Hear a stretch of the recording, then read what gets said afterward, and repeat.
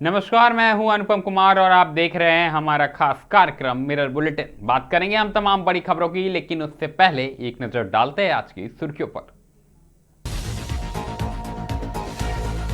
हजारीबाग में चुप्पी तोड़ो अभियान से जागरूक हुई किशोरियां, छात्रों ने बांटे सैनिटरी पैड।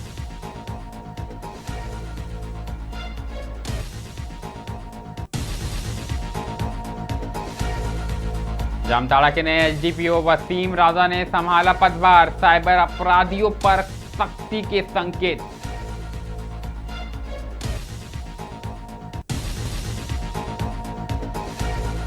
शेयर बाजार में लौटी रौनक, सेंसेक्स 500 अंक उछला, निवेशकों में खुशी।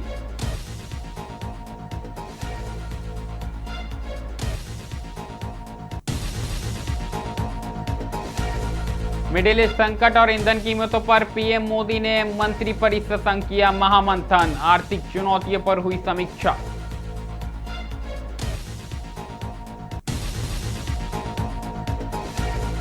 दिल्ली एयरपोर्ट पर एयर इंडिया फ्लाइट के इमरजेंसी लैंडिंग, इंजन में आग की सूचना के बाद हड़कंप, सभी यात्री सुरक्षित।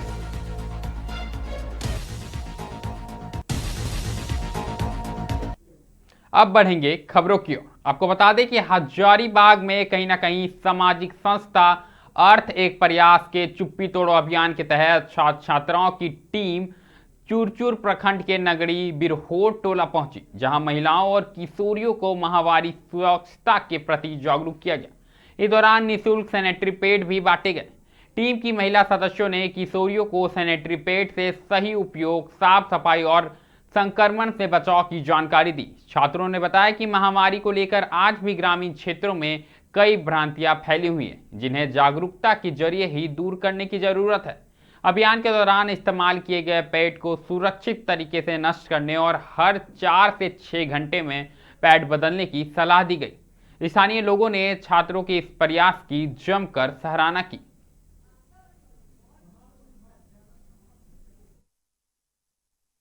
करती है, तो इस बार हम लोग अपना हाइजीन को रखते हुए यहाँ की महिलाओं से पीरियड्स के मामले में बात करने आए थे, उनका समस्या का समाधान निकालने आए थे। हमें देखने मिला कि वो लोग अभी भी बहुत लोग कपड़ा वगैरह अभी भी यूज़ करती है, जो कितना हानिकारक है। वो चीज़ हमने उन्हें बताया है और उसके बदले हमने बताया कि पैड यूज़ करना है। ये चीज़ अभी फ्री डिस्ट्रीब्यूशन हमारा हर मंथ चलेगा। हम चाहते हैं कि उन्हें जितना हम अपने साइड से प्रोवाइड कर सके, उनका हेल्प कर सके। और ये गवर्नमेंट के साइड से भी उनको हेल्प हो रहा है, स्वास्थ्य केंद्र के द्वारा उनको हर महीने पैड डिस्ट्रीब्यूशन होता है।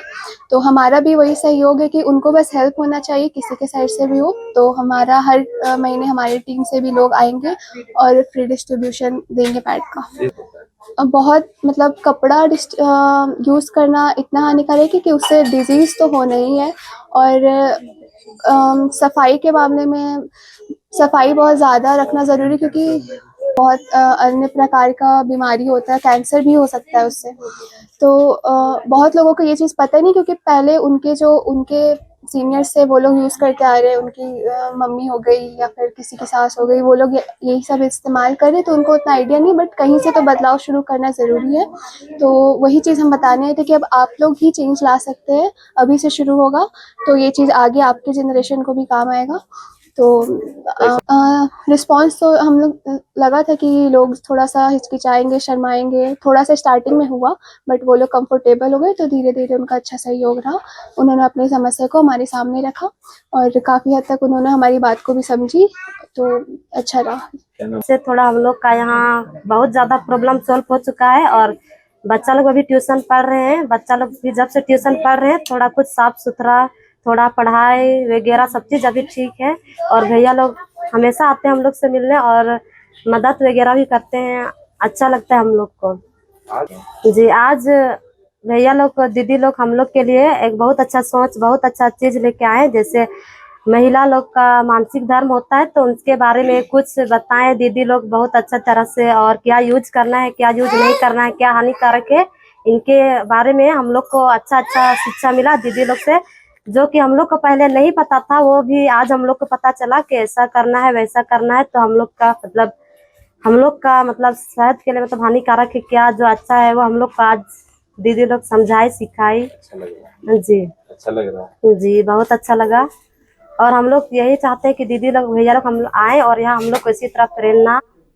अगली खबर जामताड़ा से आई है। आपको बता दें कि जामताड़ा के नए अनुमंडल पुलिस पदाधिकारी यानी एसडीपीओ के रूप में वसीम राजा ने पदभार ग्रहण कर लिया। उन्होंने एसडीपीओ विकास आनंद लागोरी से प्रभार लिया। जामताड़ा के 27वें एसडीओ के रूप में जिम्मेदारी संभालते ही वसीम राजा ने साफ किया कि क्षेत्र में कानून व्यवस्था को मजबूत करना और साइबर अपराध पर प्रभावी नियंत्रण उनकी पहली प्राथमिकता होगी।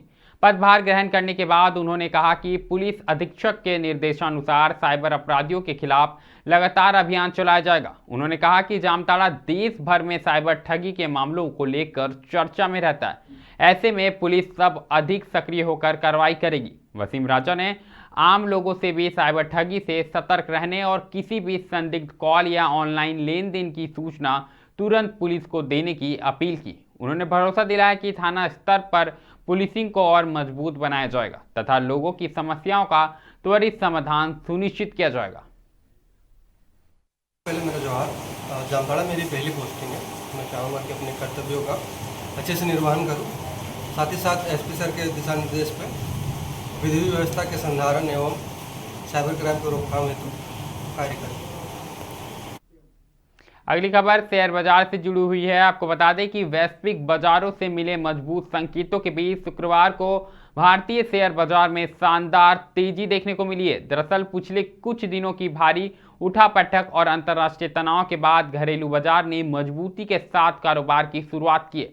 शुरुआती सत्र में बीएसई सेंसेक्स 500 से अधिक अंकों की बढ़त के साथ 75,700 के पार पहुंच गया, जबकि एनएसई निफ्टी 50 भी मजबूती दिखाते हुए 23,750 के ऊपर कारोबार करता नजर आया। वहीं अगर बात करें तो विशेषज्ञों के अनुसार एशियाई बाजारों में तेजी, विदेशी निवेशकों की खरीदारी और वैश्विक संकेतों में सुधार का असर भारतीय बाजार पर साफ तौर पर दिखाई दे रहा है। सुबह से ही गिफ्ट निफ्टी करीब 130 अंकों की मजबूत बढ़त का संकेत दे रहा था, जिसके चलते बाजार ने पॉजिटिव ओपनिंग कर दी। निफ्टी अब 23,800 के महत्वपूर्ण रेजिस्टेंस जोन की ओर बढ़ता दिख रहा है। बाजार में बैंकिंग, आईटी और ऑटो सेक्टर के शेयरों में अच्छी खरीदारी देखने को मिली है। निवेशकों का भरोसा लौटने से बाजार का माहौल उत्साहित नजर आ रहा है। कारोबारियों का मानना है कि यदि वैश्विक परिस्थितियां स्थिर रही तो आने वाले दिनों में बाजार और मजबूती से कहीं ना कहीं दिखता हुआ नजर आएगा। बात करेंगे हम बैठक को लेकर। जी हां, प्रधानमंत्री नरेंद्र मोदी ने गुरुवार को मंत्रिपरिषद के साथ करीब 4 घंटे लंबी बैठक कर देश और दुनिया से जुड़े कई बड़े मुद्दों पर व्यापक मंथन किया। दरअसल बैठक में वैश्विक परिस्थितियां, आर्थिक चुनौतियों और आम जनता पर पड़ रहे प्रभावों को लेकर विस्तृत चर्चा की गई। जानकारी के अनुसार बैठक में अंतर्राष्ट्रीय स्तर पर जारी मिडिल ईस्ट संकट, कच्चे तेल की कीमतों में उतार चढ़ाव और उसके भारत की अर्थव्यवस्था पर असर को लेकर विशेष रणनीति पर विचार विमर्श किया गया। इसके साथ ही पेट्रोल डीजल की कीमतों, महंगाई नियंत्रण और ऊर्जा सुरक्षा को लेकर भी मंत्रियों के साथ नीति आधारित चर्चा हुई। प्रधानमंत्री ने सभी मंत्रालयों को समन्वय के साथ काम करने और आम लोगों को कहीं ना कहीं आर्थिक दबाव कम करने के उपायों को लेकर चर्चा की और साथ ही साथ योजनाओं, निवेश बढ़ाने, बुनियादी ढांचों की विकास और जन कल्याणकारी योजनाओं की प्रगति की भी समीक्षा की गई।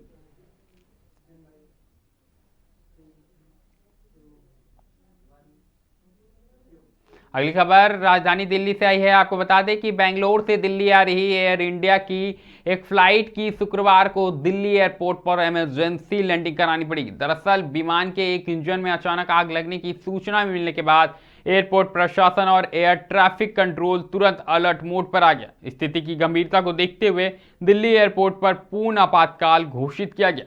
जानकारी के अनुसार फ्लाइट के दिल्ली पहुंचने से कुछ देर पहले तकनीकी खराबी के संकेत मिले थे। पायलट ने तत्काल एयर ट्रैफिक कंट्रोल से संपर्क कर इमरजेंसी लैंडिंग की अनुमति मांगी। इसके बाद रनवे पर फायर ब्रिगेड, एम्बुलेंस और राहत दलों को तैनात कर दिया गया। सुरक्षा मानकों का पालन करते हुए विमान की सफल लैंडिंग कराई गई। राहत की बात रही कि इस घटना में किसी यात्री या क्रू मेंबर को कोई नुकसान नहीं पहुंचा। लैंडिंग के तुरंत बाद सभी यात्रियों को सुरक्षित बाहर निकाल लिया गया। वहीं अगर बात करें तो प्रारंभिक जांच में इंजन में तकनीकी खराबी की आशंका जताई जा रही है। एयर इंडिया की ओर से कहा गया है कि मामले की विस्तृत जांच जारी है और यात्रियों की सुरक्षा सर्वोच्च प्राथमिकता है।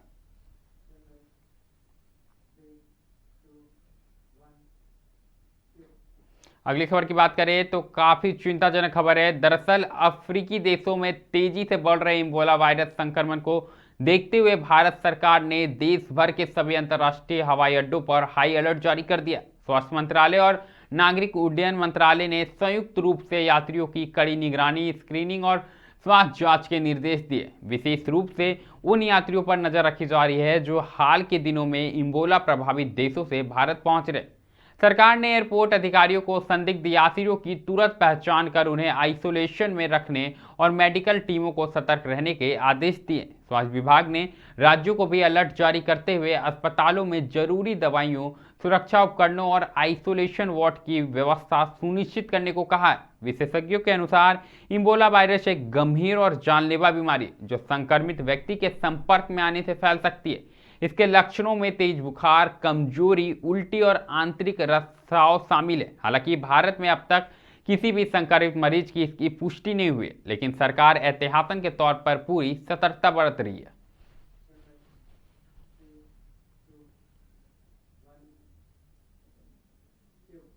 बात करेंगे मौसम की। आपको बता दें कि देश के उत्तर और मध्य भारत में भीषण गर्मी ने लोगों की परेशानी बढ़ा दी है। दरअसल मौसम विभाग ने 26 मई तक 10 से अधिक राज्यों में हीट वेव यानी लू चलने की चेतावनी जारी कर दी है। राजस्थान, उत्तर प्रदेश, बिहार, मध्य प्रदेश, झारखंड, दिल्ली, हरियाणा और पंजाब समेत कई इलाकों में तापमान लगातार बढ़ रहा है। कई शहरों में पारा 45 डिग्री सेल्सियस के पार पहुंच चुका है, जिससे आम जनजीवन प्रभावित हो रहा है। मौसम विभाग के अनुसार अगले कुछ दिनों तक तेज धूप और गर्म हवाओं से राहत मिलने की संभावना कम है। प्रशासन ने लोगों को दोपहर के समय घर से बाहर निकलने से बचने, पर्याप्त पानी पीने और सतर्क रहने की सलाह दी है। अस्पतालों में भी हीट स्ट्रोक और डिहाइड्रेशन के मरीजों की संख्या लगातार बढ़ रही है, जिसके चलते कहीं ना कहीं लोगों को सतर्क रहने की अपील की गई है।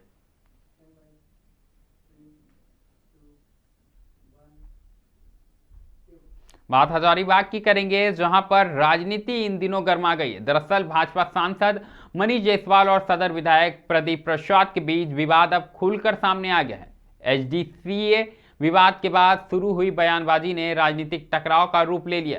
सांसद मनीष जायसवाल की प्रेस कॉन्फ्रेंस के जवाब में अब विधायक प्रदीप प्रसाद ने प्रेस कॉन्फ्रेंस कर सांसद पर एक छत्र राज चलाने और निजी स्वार्थ की राजनीति करने का आरोप लगाया। विधायक ने खनन कंपनियों से निजी फायदे लेने के भी संकेत दे दिए। भाजपा के दो बड़े नेताओं के बीच बढ़ती खींचातानी अब पार्टी के लिए चिंता का विषय बनती हुई नजर आ रही है। तरह से कल जो प्रेस कॉन्फ्रेंस किया गया, क्या सेक्रेटरी को एक वर्ड बोलने का मौका दिया गया?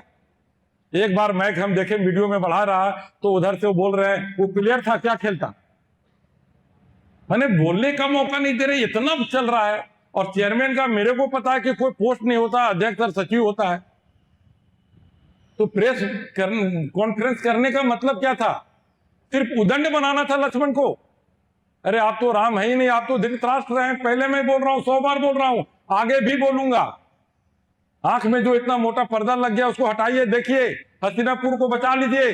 मैं बार बार बोल रहा हूं, हजारीबाग क्रिकेट स्टेडियम को बचाइए, हजारीबाग को बचाइए। सबको मिलकर हजारीबाग को विकास के लिए आगे बढ़ाना चाहिए। आज बिजली के लिए लोग तड़प रहा है, सदर अस्पताल में तड़प रहा है, सड़कें नहीं है। मिरर बुलेटिन में अभी के लिए फिलहाल इतना ही। ऐसे तमाम बड़ी खबरों से लगातार हम आपको अवगत कराते रहेंगे। कहीं मत जाइएगा, बने रहें मिरर मीडिया के साथ।